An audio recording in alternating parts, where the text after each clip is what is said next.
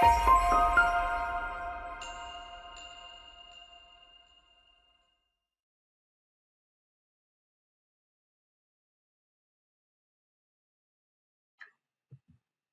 and welcome to the essential elements of root cause analysis, getting back to basics.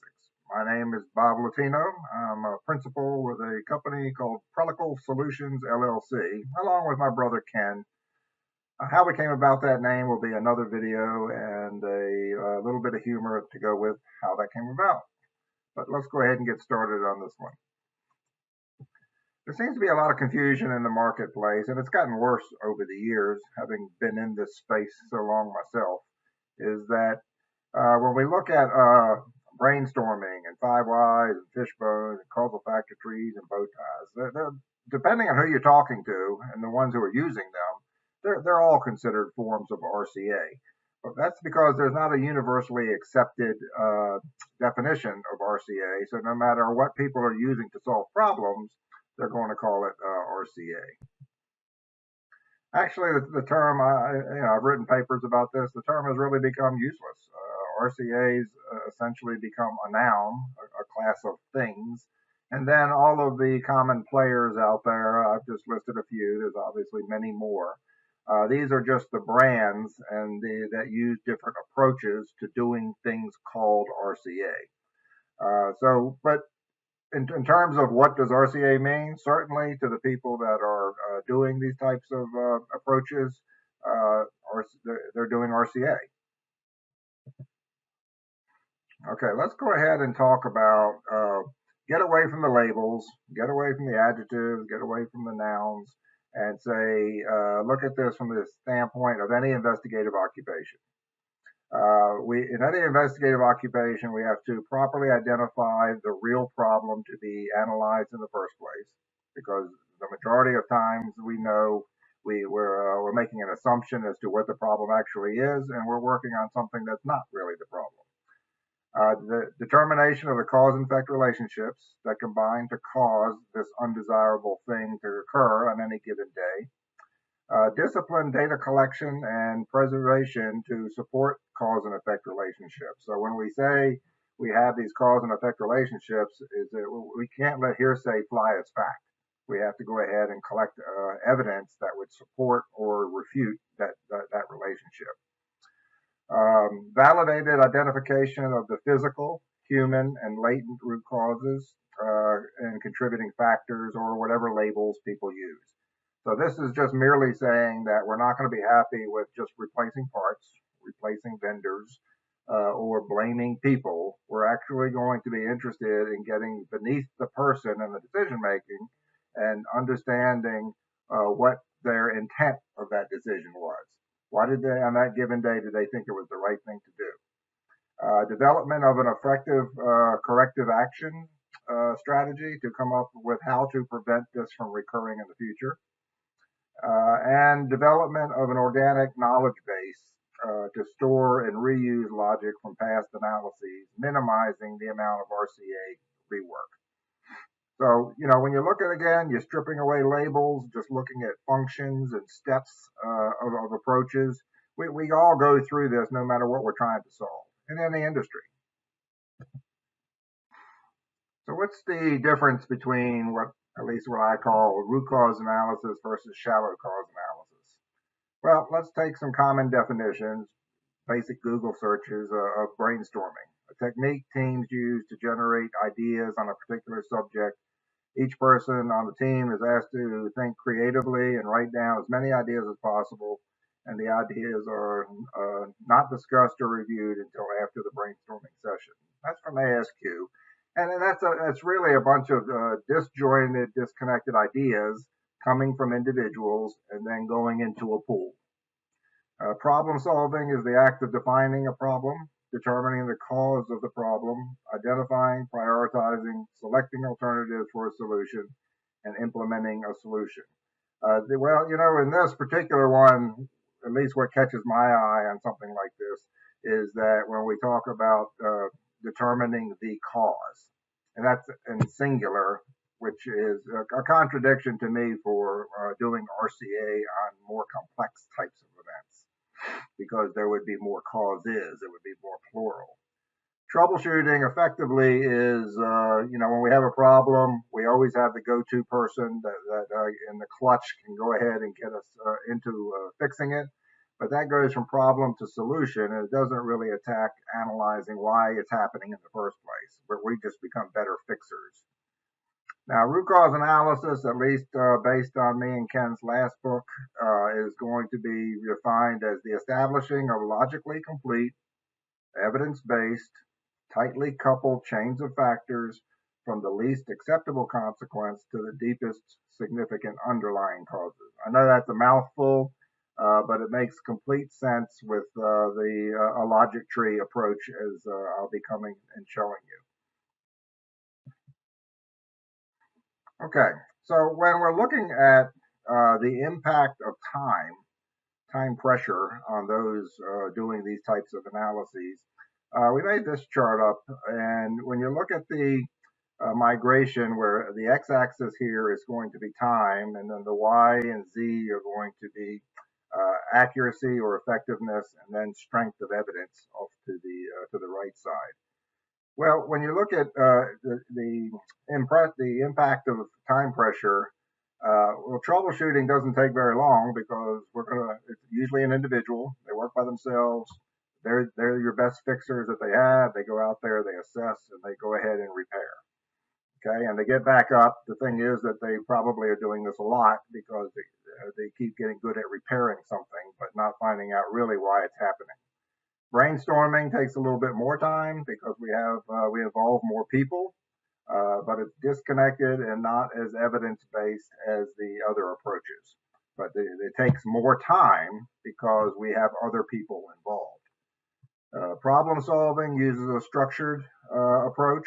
It may be causal factor trees, it may be fish bones, it may be bow ties, whatever the case may be. But here, really, the definitive difference is, are we collecting data to back up what we say? If you look at any investigative occupation, what takes the most time is going to be the collection of the evidence. So in disciplined RCA, that's what we're doing. Yes, it's going to take more time, but we're going to be right if we do it right. Obviously, proper application.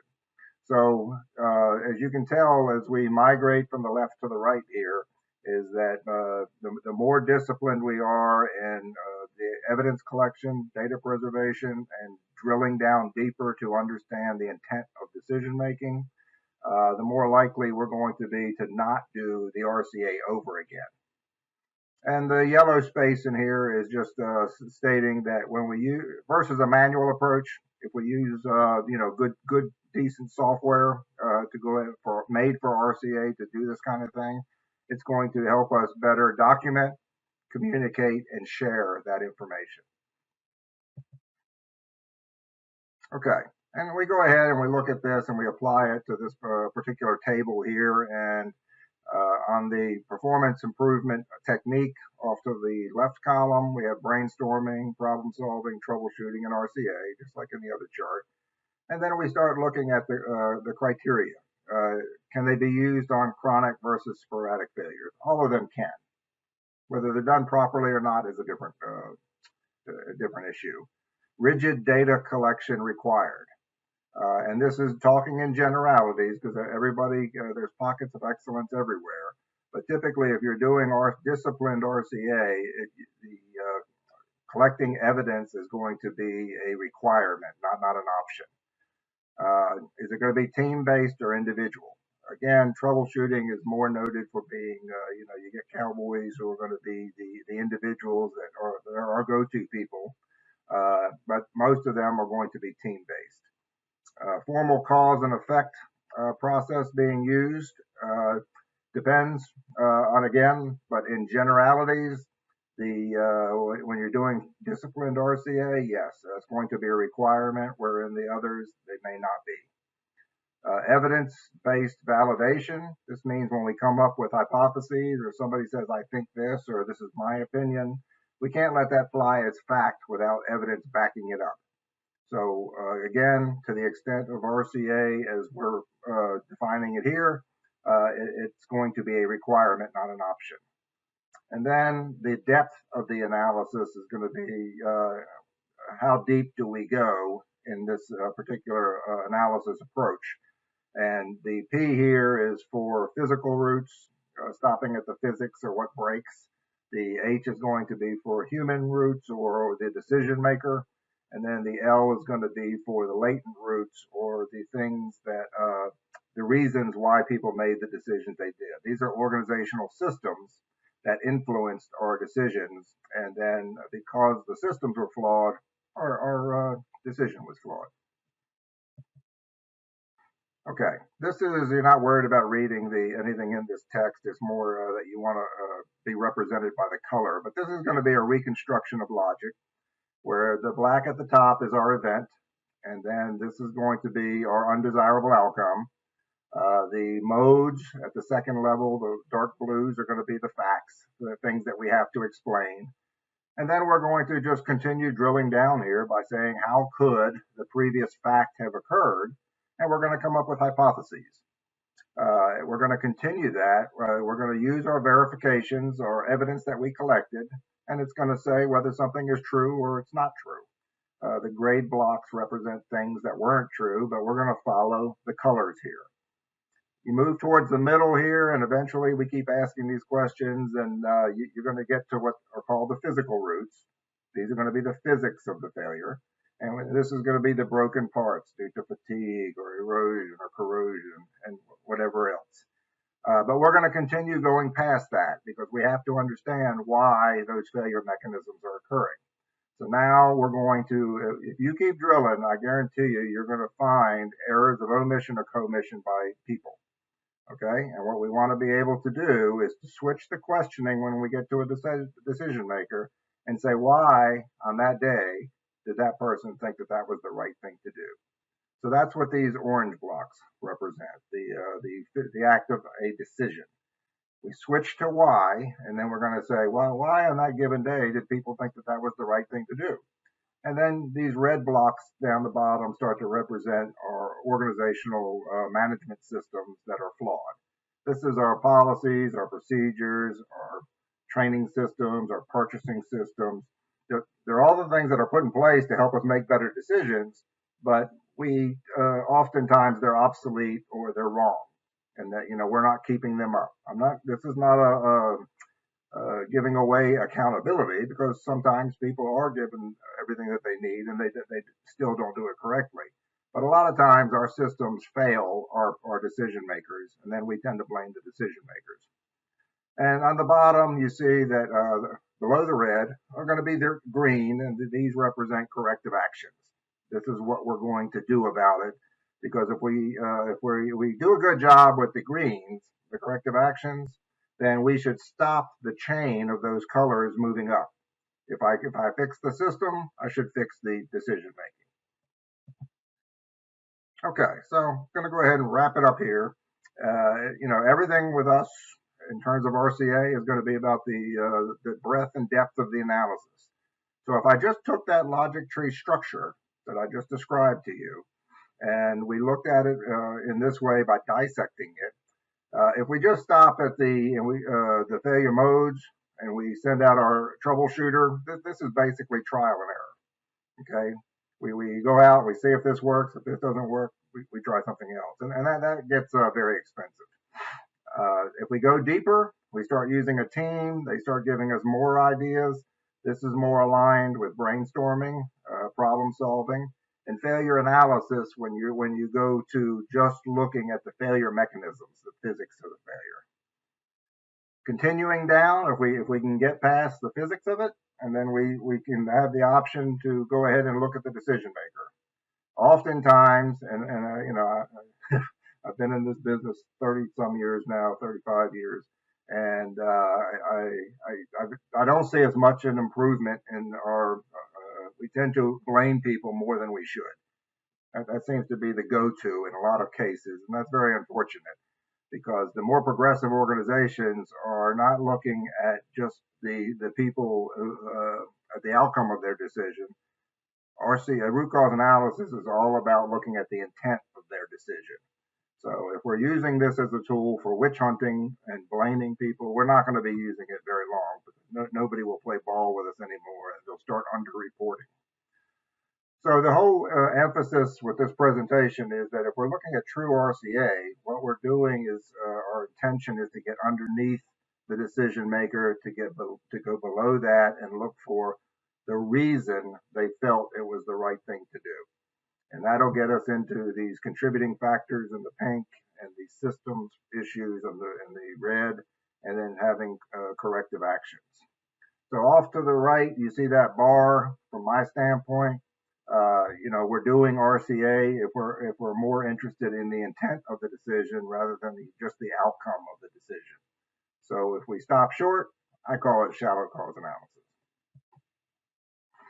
Okay, so this is pretty much a quick wrap up here to say an exam. This is a judgment call for you. It's nothing that I can go ahead and assess doing a recorded presentation. But where does your RCA approach rank? Would it be along the spectrum of the root cause analysis or of the shallow cause analysis? That's an internal discussion for you. Okay, this was intended to be very basic. I appreciate your time. This comes a lot on the basis of our last book called Root Cause Analysis, Improving Performance for Bottom Line Results.